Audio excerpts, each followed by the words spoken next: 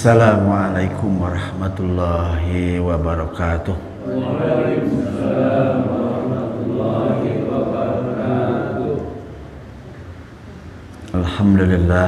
Alhamdulillahilladzi arsala rasulahu bil huda wa dinil haqqi liyudhhirahu 'alad dini kullih. Wa kafa billahi syahida. Asyhadu an la ilaha illallah wahdahu la syarikalah. Wa asyhadu anna Muhammadan abduhu wa rasuluhu amma ba'd. Faqala Allah ta'ala fi kitabihil karim wa huwa asdaqul qailin. A'udzu billahi minasy syaithanir rajim. Bismillahirrahmanirrahim. Inna lillahi wa inna ilaihi raji'un. Shadaqallahul azim. Allahumma alhimni rusydi wa qini syarra nafsi. Ikhwatul iman, jamaah pengajian di Masjid Baitul Mukminin yang sama-sama mengharap ridha Allah Subhanahu wa taala. Alhamdulillah, pada kesempatan malam ini kembali Allah mengumpulkan kita di tempat yang Allah selalu memuji, dipuji oleh Allah dan dibanggakan oleh para malaikat. Mudah-mudahan kita semua mendapatkan kucuran rahmat dan karunia-Nya. Amin ya Allah ya Rabbal Alamin. Sambil kita merasakan, menyaksikan apa yang Allah berbuat kepada kita, ya. Karena setiap saat itu ada af'al Allah. Kadang-kadang kita tidak sadar bahwa ini af'al tuh, Pak Haji, af'al itu padamelan Allah, pekerjaan Allah. Orang ketika terhijab dirinya, dia tidak merasakan bahwa itu semua dari Allah. Ini yang bahaya. Jadi iman yang hakiki itu merasakan, menyaksikan. Maka di dalam ilmu tasawuf ada yang disebut musyahadah. Dia sedang menyaksikan. Allah menyaksikan kita, kita pun menyaksikan Allah. Nah, sekali lagi Pak. Musyahadah itu kondisi batin, dia menyaksikan Allah. Apa menyaksikan Allah? Artinya menyaksikan kuasa Allah, af'al Allah, pekerjaan-pekerjaan Allah. Nah, itu Pak. Itu kondisi nggak enteng Pak. Kondisi itu nggak enteng, harus tertanam dan dilatih. Makanya di dalam tasawuf itu, musyahadah itu orang yang sudah sangat ma'rifat dengan Allah, maka nanti akan nampak musyahadahnya. Nah, hari ini, saat ini kita sedang terus menyaksikan af'al Allah, dan itulah langkah ma'rifatullah. Belajar apapun yang terjadi, Allah yang lakukan. Nah, itu Pak, ma'rifat awal itu ketika dia benar-benar mengakui dan merasakan itu Allah yang berbuat. Baik, maka kajian kita di minggu kemarin tentang musibah. Jadi musibah itu yang Allah turunkan kepada siapa saja yang dikehendaki, itu musibah. Secara bahasa, sesuatu yang mengenai, itu musibah. Asoba yusibu musibah. Itu bisa mengenakan atau enak dan tidak mengenakan. Kalaupun para ulama memahami dan umat Islam memahami yang namanya musibah, sesuatu yang tidak mengenakan kata pikiran kita. Itu Pak. Ya. Aduh, ada musibah. Kemana dia tidak ngaji, ada musibah Pak, tabrakan. Ada musibah tabrakan di jalan tol. dan mati keduanya, suami istri, kan gitu. Biasanya itu yang disebut musibah. Tapi apa yang terjadi bapak-bapak? Para sahabat ketika menerima amanah khalifah, bukan alhamdulillah. Apa beliau katakan? Inna lillahi wa inna ilaihi raji'un. Jarang sekali orang mendapatkan amanah dia mengatakan musibah, karena belum tentu amanah tersebut membawa kebaikan. Makanya orang jarang mengatakan kau sekarang diangkat ya jadi kepala kantor wilayah provinsi Jawa Barat, apa saja jabatannya. Dia makan besoknya syukuran. Berarti cara pandang yang berbeda. Tapi ada yang mengatakan ini jabatan berat, ini musibah buat saya. Nah, itu yang membedakan Pak Haji, Pak RW, itu iman kita. Ya. Nah, maka kata Nabi, ajabali amril mukminin, aku aneh dengan orang-orang yang beriman, kata Rasulullah. Fa innaku lahu khair, seluruh yang terjadi yang menimpa orang-orang yang beriman ini semuanya baik, nggak ada yang jelek, semuanya baik. Nabi sampai aku aneh dengan orang yang beriman. Orang beriman seluruhnya yang menimpa itu akan baik bagi dia. Apabila diberi nikmat, diberi karunia, dia bersyukur, baik. Apabila diberi musibah, sakit, kemiskinan, kesengsaraan, kegalauan, dia bersabar, dan itu semuanya baik. Nah, itu Pak ya. Itu poin yang kedua. Yang ketiga, Bapak-bapak, jemaah, musibah itu ada hubungan yang lurus dengan keimanan kita. Sampai Allah menyebutkan di dalam surat Al-Ankabut ayat 2, a'udzubillahi minasyaitonir rajim. Ahasiban nasu ayyutraku ayyaqulu amanna wa hum la yuftanun. Jadi Allah menyatakan ingin ngetes, apakah manusia mengira dia akan dibiarkan mengatakan kami telah beriman. Kalau bahasa kita enak aja kalau telah mengatakan telah beriman. Wahum la yuftanun, sementara mereka belum diuji. Jadi ujian itu merupakan ngetes keimanan.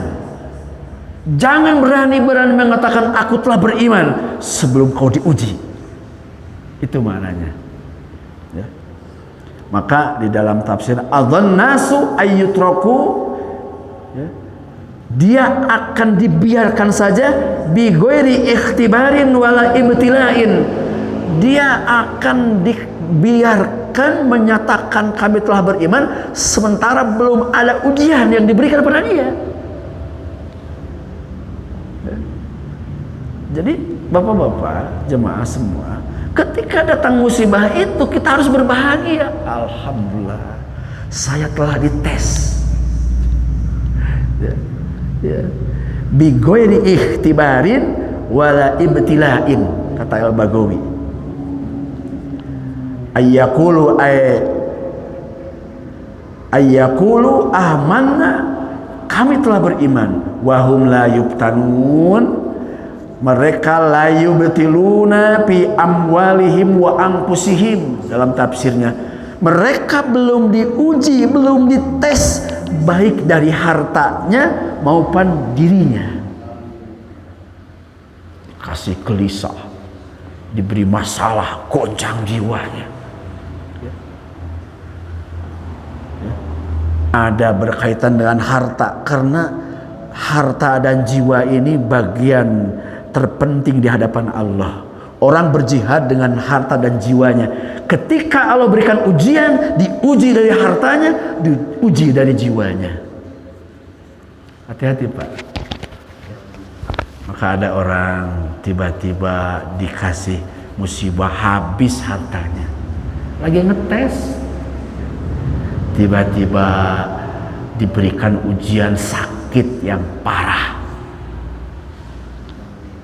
Kita tahu Bapak, kisah siapa? Nabi Ayub. Itu harta, jiwa, keluarga satu paket. Satu paket.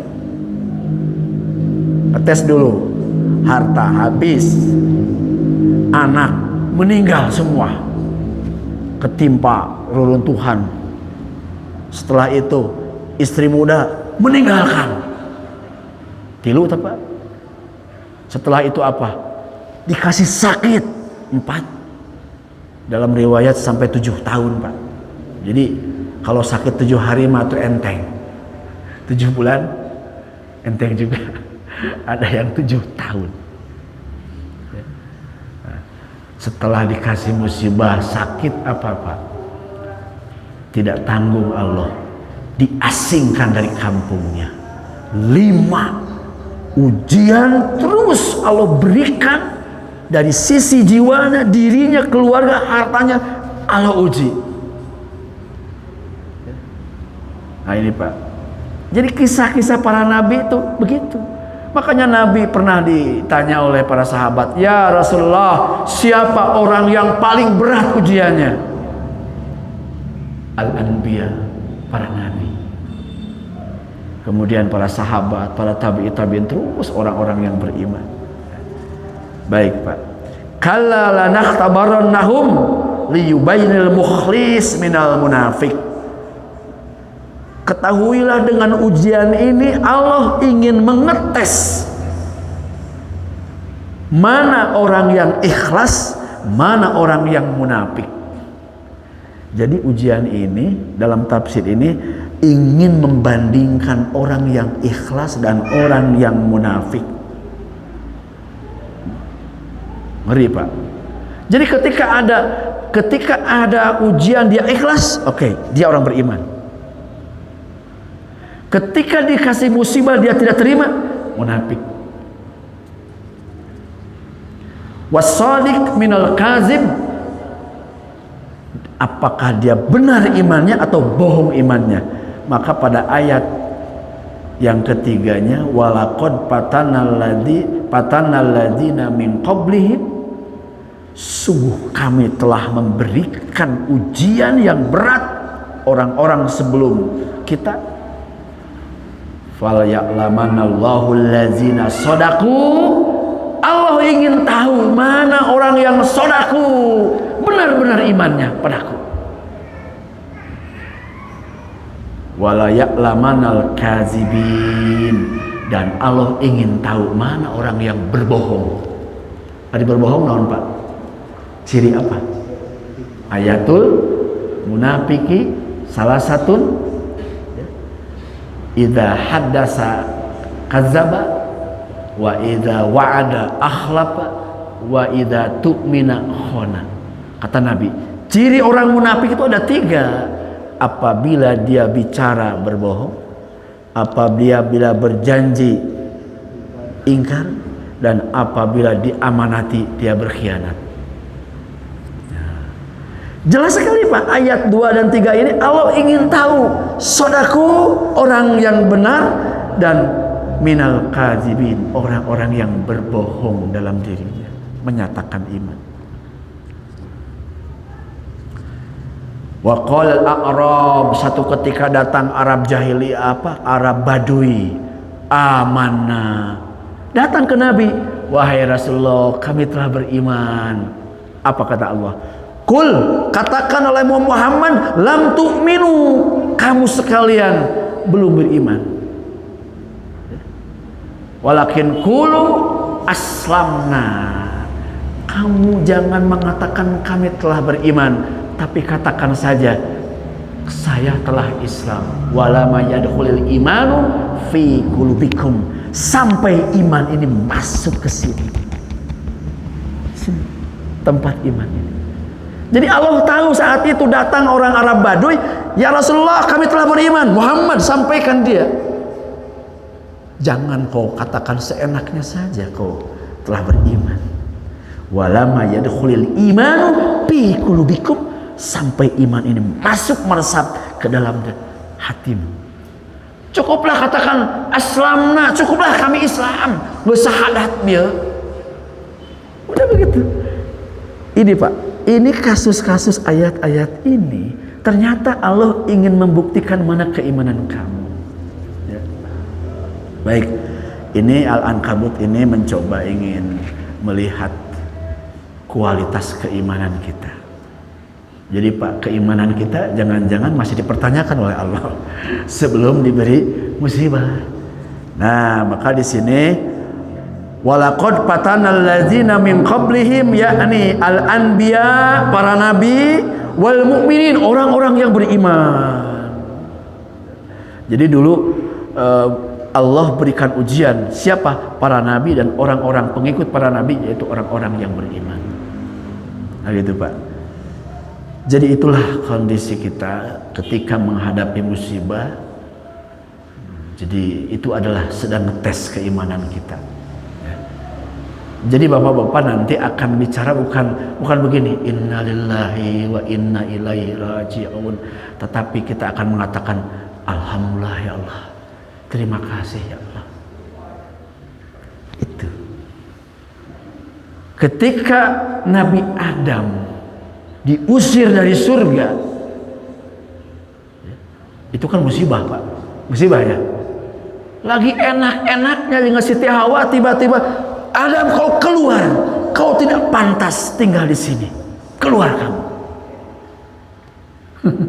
Bagaimana Pak Padana? Tiba-tiba kita diusir keluar kampung oleh masyarakat, ngeri itu. Nabi Adam itu diusir dari tempat kenikmatan dengan istri Hawa. Sebetulnya kata para ulama, dalam batinnya mengatakan, ya Allah, terima kasih Engkau telah memberikan musibah. Aku ditakdirkan berbuat salah ya Allah. Terima kasih. Dengan perbuatan kesalahan ini sebagai sebuah musibah, aku mendekat padamu ya Allah. Makanya ada orang jadi ahli tahajud, tahajudnya tidak pernah dia tinggalkan setelah diberikan musibah yang bertubi-tubi.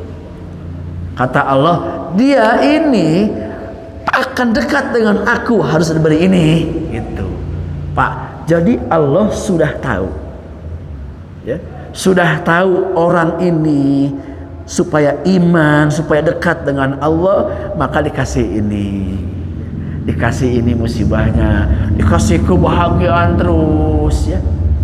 Bahkan ada seseorang Pak, hidupnya lurus Pak Haji, nggak pernah diberi musibah. Saya ingin nyoba jadi orang miskin, ada yang begitu. Dia curiga, hidupnya lurus aja terus, nggak ada masalah. Jangan-jangan Allah biarkan. Jadi itu Pak.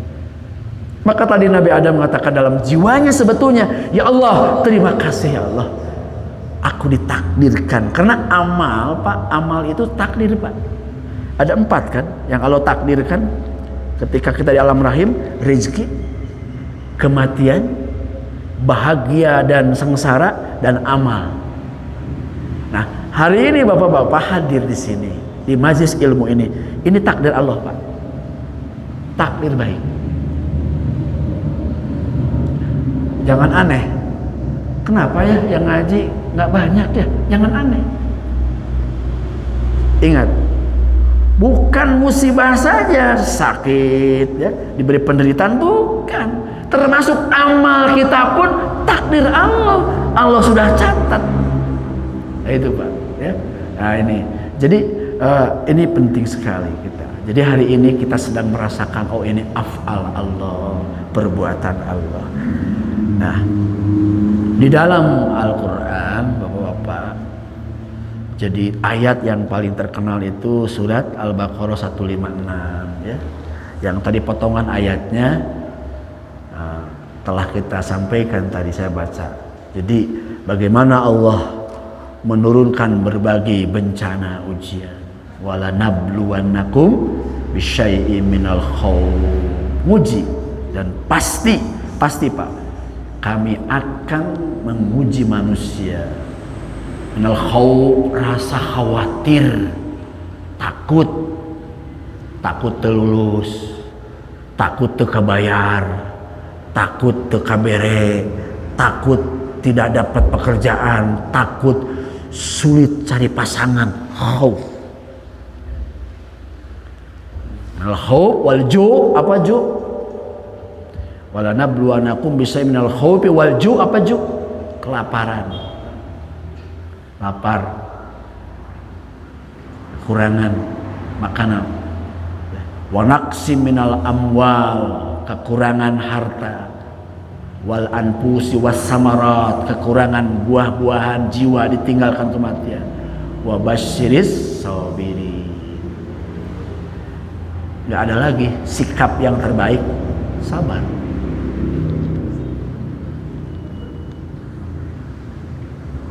Nanti Pak, di surga ada pintu sabar.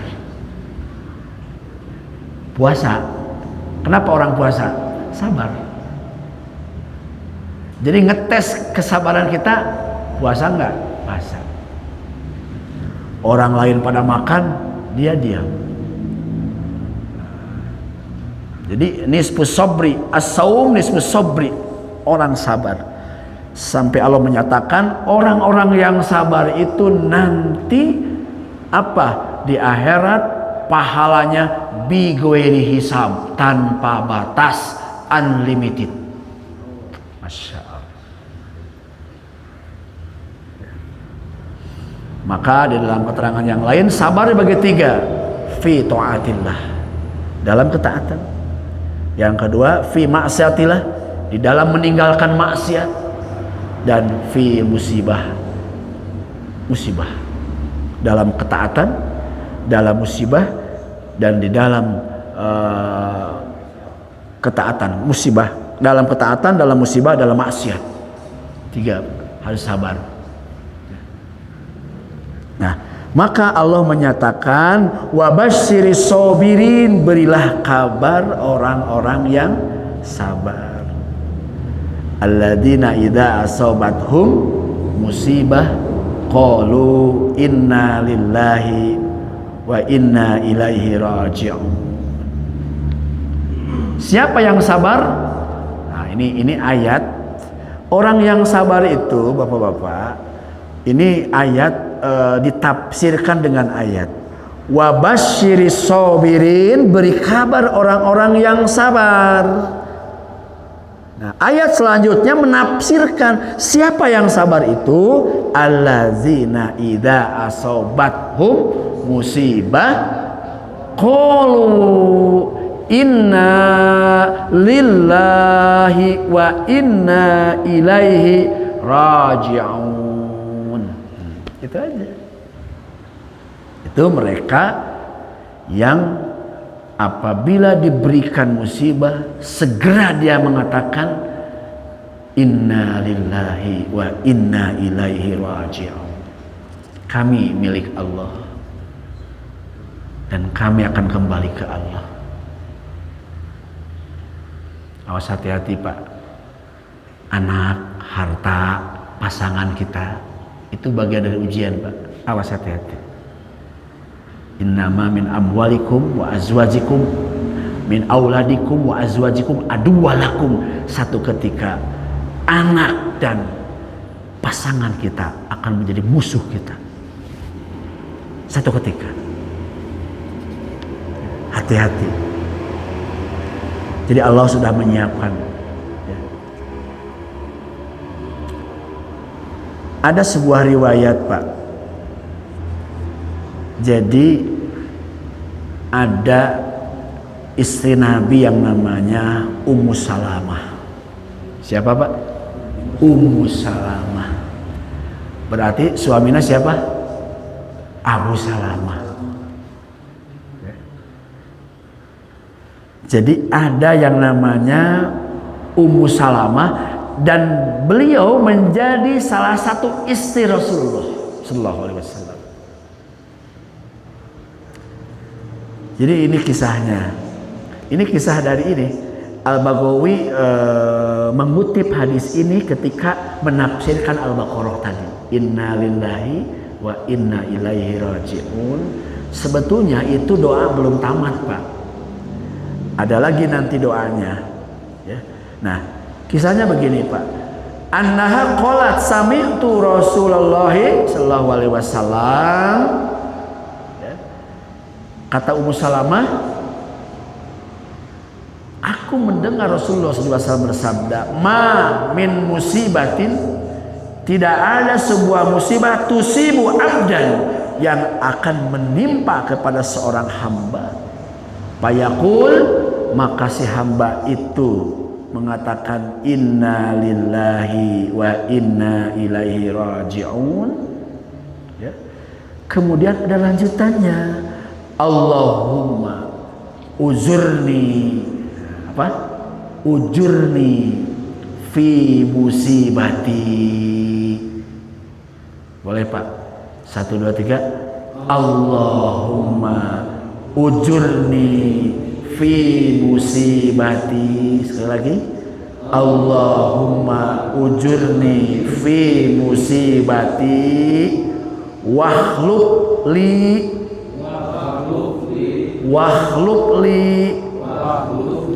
khairan minha. Oke, 1, 2, 3. Allahumma ujurni fi musibati wahlub li khairan minha.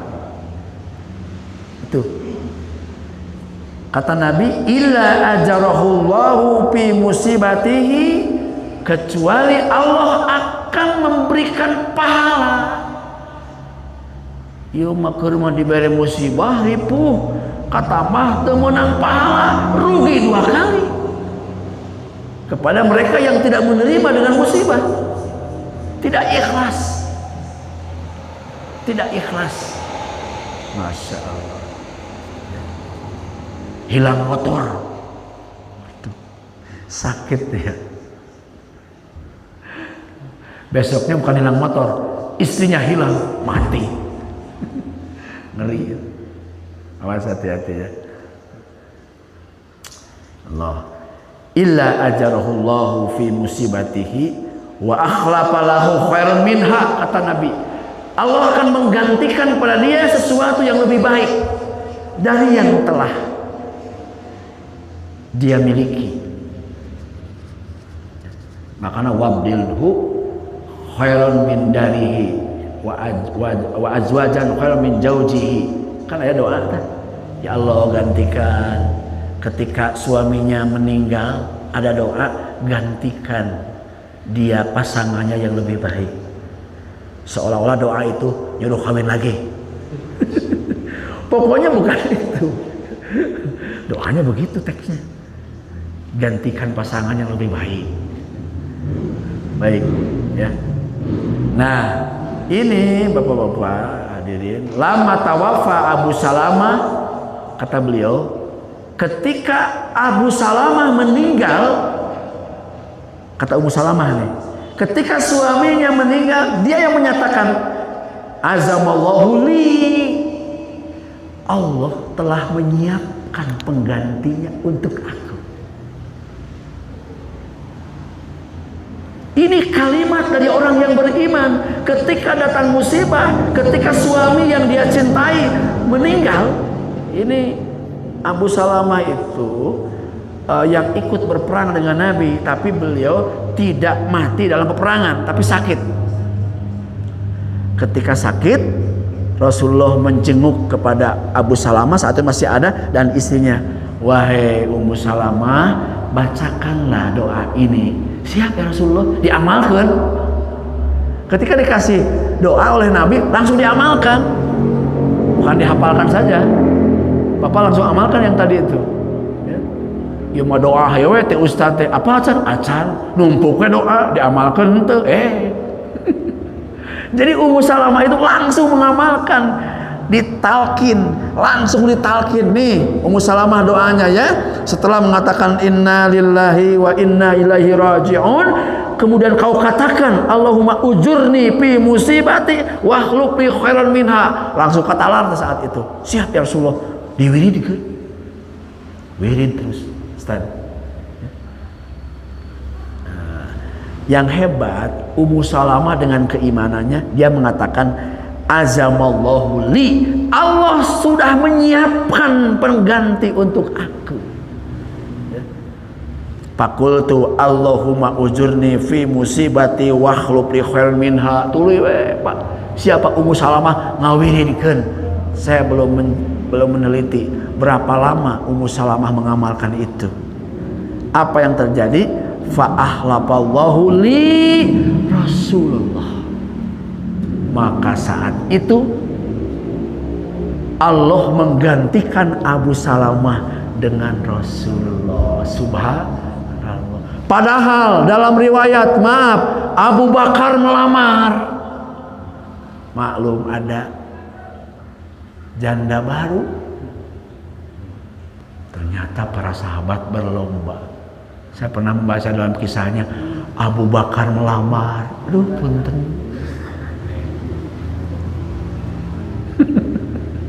Sok, kalau ada janda baru, paheula-heula. Umar bin Khattab pun melamar. Orang-orang penting, menteri-menteri, wakil-wakil Rasulullah. Enggak.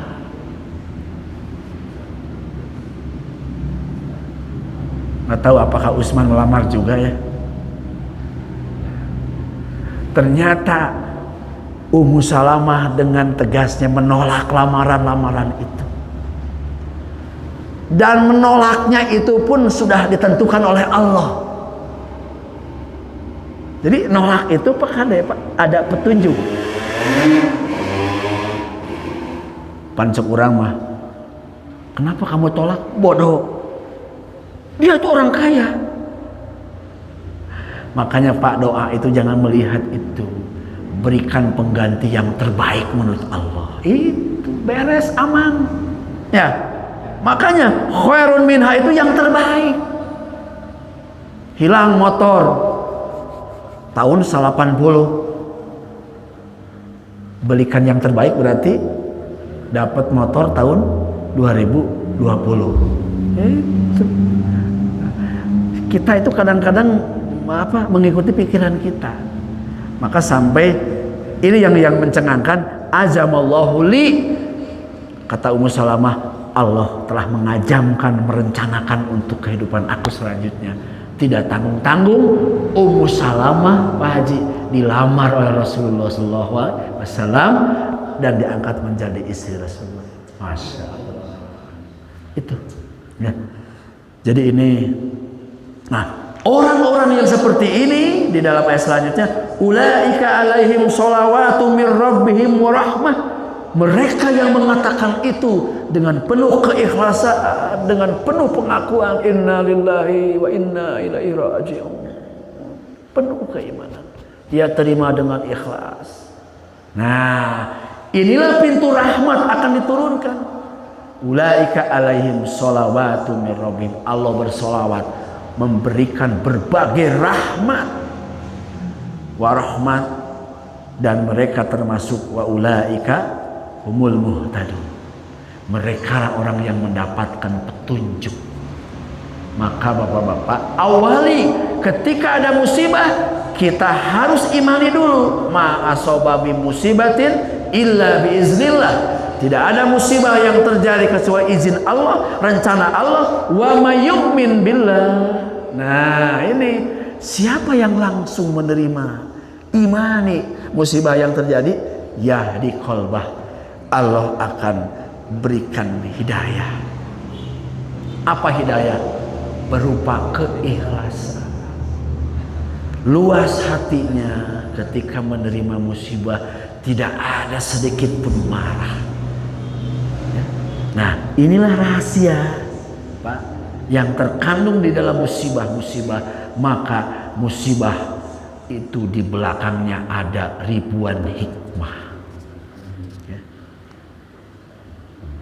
musibah. Allah nyatakan dengan hukuman selama 10 tahun. Harusnya dia katakan alhamdulillahirabbil alamin. Aku rela ya Allah, aku ikhlas ya Allah menerima keputusan hakim di dunia ini ya Allah. Untuk apa dia tidak menerima? Nanti di akhirat Allah tuntut kembali. Lebih baik dia ikhlas, ya Allah, aku terima keputusan ini. Kalaulah ini yang terbaik menurut Engkau ya Allah, aku ikhlas. Pak, ternyata keikhlasan inilah yang akan mendatangkan pertolongan selanjutnya. Hati-hati. Bapak-bapak ada musibah di rumah, bapak ikhlas, istri tak ikhlas, macet tak pertolongan. Wallahi Pak, akan macet. Istri ikhlas, suami tidak ikhlas, terhalang tuh pertolongan. Suami ikhlas, istri ikhlas, anak-anak belum ikhlas, masih macet juga sebetulnya pertolongan. Jadi ikhlas ini harus berjamaah. Inilah pentingnya kita membimbing istri kita, keluarga kita. Ikhlasnya sama. Kacau Pak. Suami ikhlas, istri tidak ikhlas. Kacau itu. Maka tidak ada pertolongan yang hadir.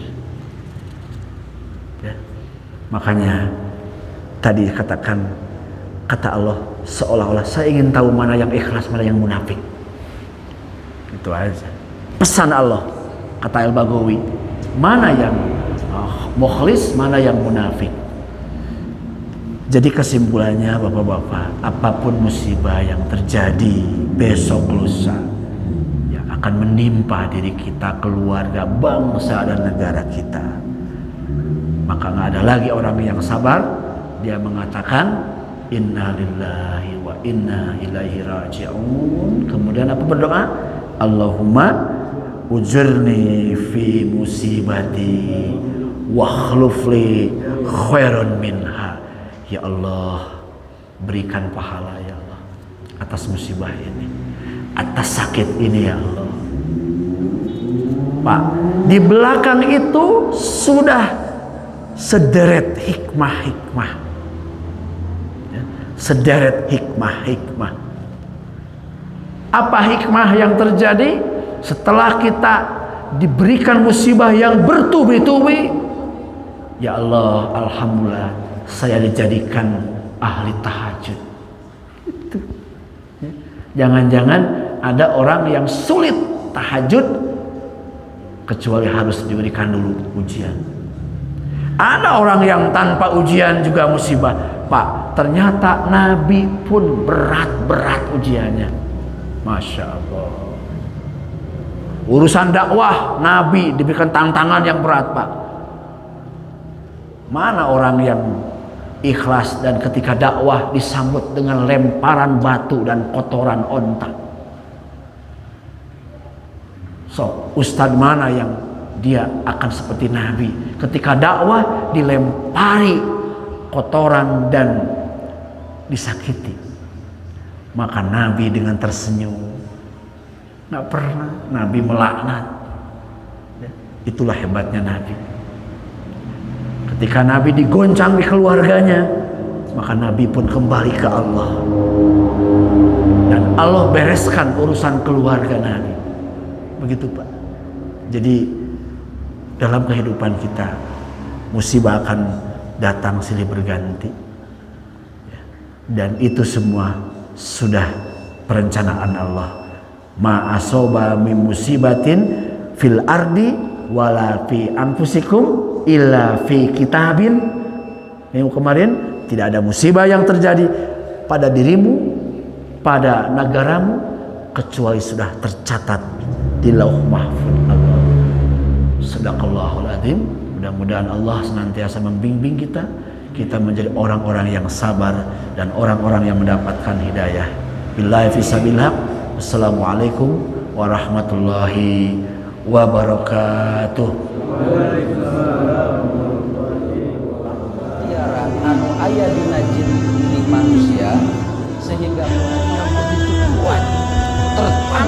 dalam jiwa orang yang beriman, sampai